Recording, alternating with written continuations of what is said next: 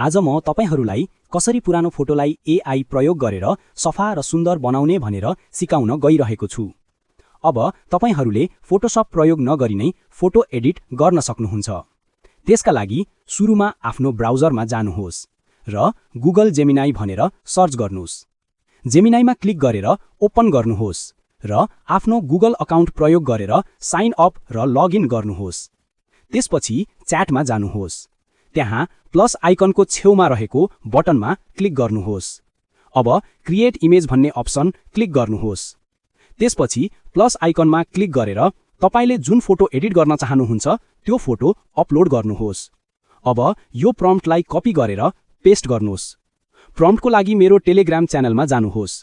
च्यानलको link comment सेक्सनमा दिइएको छ। त्यसपछि रनमा क्लिक गर्नुहोस् र केही बेर वेट गर्नुहोस्। अब तपाईको फोटो रेडी भयो। हेर्न सक्नुहुन्छ एआईले फोटो एकदमै पर्फेक्ट तरिकाले एडिट गरेको छ। मैले यो फोटो गुगलबाट डाउनलोड गरेको हुँ। यसरी तपाईले पनि आफ्नो पुरानो फोटोलाई एडिट गरेर डाउनलोड गरेर प्रयोग गर्न सक्नुहुन्छ। धन्यवाद।